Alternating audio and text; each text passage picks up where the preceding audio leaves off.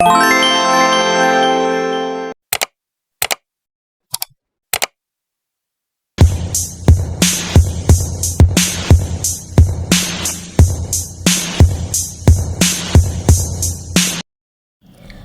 everyone! Isang mapagpalang araw na naman sa ating lahat. So tara, samahan niyo ako magluto ng fish fillet. So ayan po ay frozen fish na tinatawag sa Dubai na white fish fillet. Frozen at nabibili po sa mga supermarket dito sa Dubai o anywhere po dito sa UAE. So binabad ko po siya ng 15 minutes sa tubig para mawala yung pagka-frozen. At i-place natin siya sa malinis na pinggan or kahit na anong lagayan.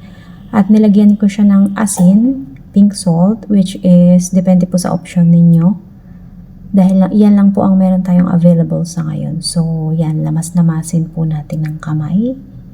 And baligtarin na rin natin. Katulad ng pagpababaligtad sa inyo ng inyong mga jowa. Charot. At ayan, konting asin po sa kabila.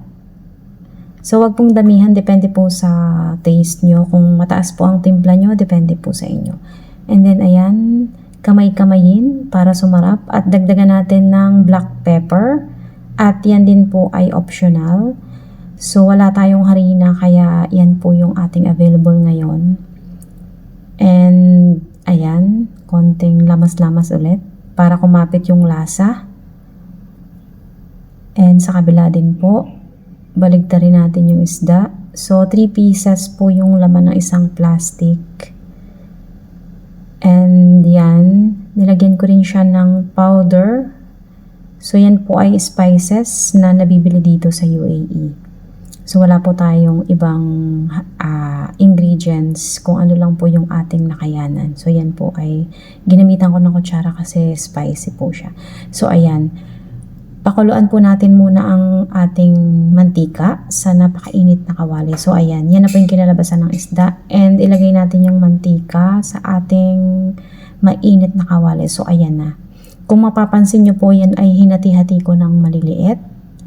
After ng mababad ng 15 minutes sa ating ingredients. So ayan.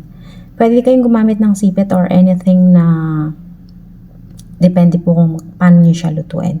So, ayan. And ang mantika po dapat medyo marami.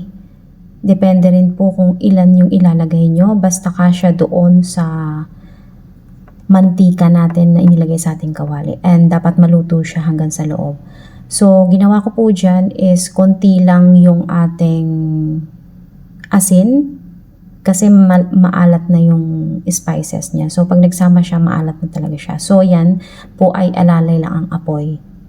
Ayan, binaligtad ko na siya after 20 minutes para hindi madurog yung isda. Kasi po, pag frozen na yung fish fillet, ayan, nadudurog. So, ayan, naglagay po tayo ng green cabbage. Depende rin po sa inyo kung anong style ang pwede nyong gawin sa inyong niluto. Kung ano pong preparation. Then, ayan, yan na po yung kinalabasan ng aking niluto. And then, pwede po natin siyang i-partner ng salad. Depende po. So, nilagyan ko po gumawa ako ng salad. Hindi na natin pinakita sa video. So, sa susunod po nating video, yan papakita ko sa inyo. Salamat po sa pagbisita sa aking channel. Thank you so much. Have a nice day.